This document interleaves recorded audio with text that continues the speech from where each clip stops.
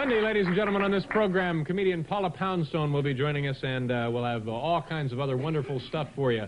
And my ear is throbbing. It's swollen and it's throbbing. It's a whip injury.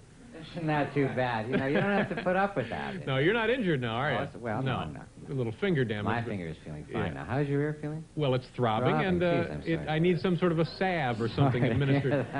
Or maybe Can we send out for some salve for Mr. Letterman, please? or maybe if I could just put it on something cold like ice. Do we have any ice? Is there ice here? Some ice, Get the man. My next guest is a tennis player. This woman changed the face of female athletics. There's no getting around it, and athletics in general. She has won the Wimbledon singles title an amazing 6 times. Along with every other major tournament in the world. She will be competing in the Virginia Slims tournament at Madison Square Garden February 28th through March 4th. We're very happy to have her here tonight. Please welcome Billie Jean King. Pleasure to see you. Thank you very much. Come on over here.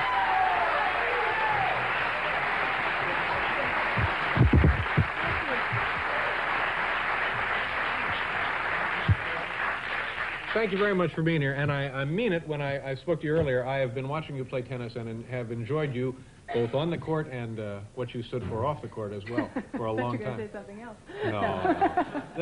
No. When I said that you have changed the face of female athletics, that's probably too limiting. I mean, you really changed an entire sport, didn't you? I don't know.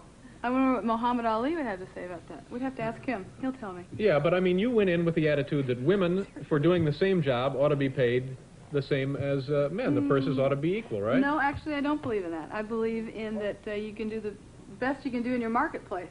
I don't really compare notes that way. I just try to tell the women, let's do the best we can do and get the most money we can. And just like all of you in your jobs, you go to your boss and say, I want more. Yeah. Right? No. You were the first tennis player, first female to make $100,000 a year? Athlete. First woman athlete. First woman athlete, yeah. 1971, and that took about 19 tournaments to do that, because we made about $1,800 when we went to tournaments in. And in the Virginia Slims Championships, the winner will make $125,000 in 1 week. So I'm a couple of generations too early, I think. Now we, no. Don't.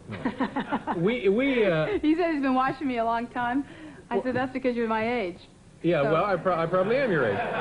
You know, I mean... Now, how old are you? I'm 40. Well, I'm 36, so it's pretty you're much... a baby. Oh, yeah, I'm a baby, sure. I would like to be 36 again. I would think I had a lot more... How are your knees? They all right? They're fine. Nice and scarred. They're okay. Are they really, like, zippers on them and stuff? Oh, lots of zippers. Railroad tracks, like that. Did you hear about this terrible ear injury I had?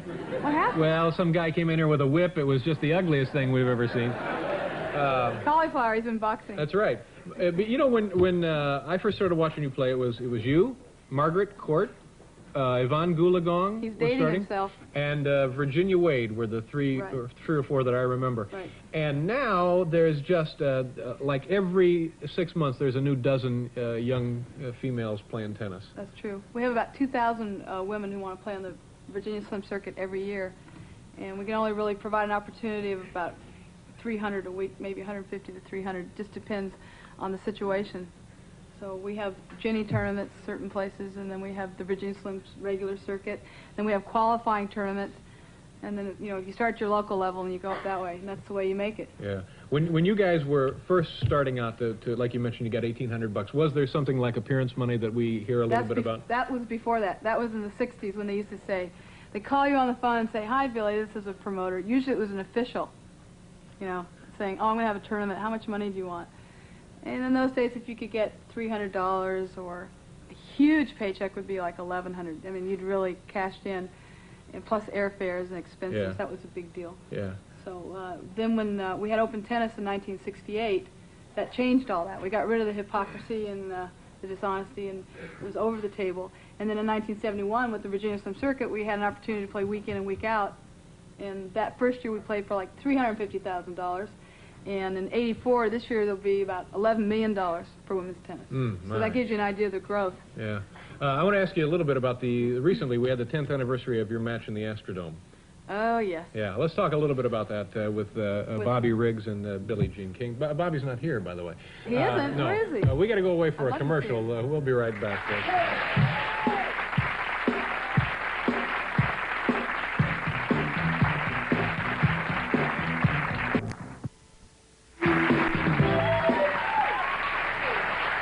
Does that song have anything to do with you? Actually, it doesn't.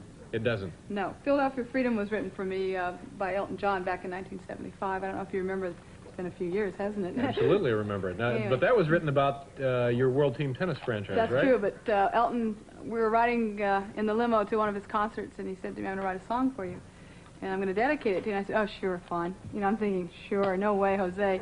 And he said, no, I am, honest. And I said, gee, that's really nice. I mean, I was really overcome by it, and I thought, there's no way it'll happen. Yeah. So next thing I know is he comes with a tape recorder to Denver. We're playing a match. He says, I got the rough mix. I want you to hear it. I want you to hear it.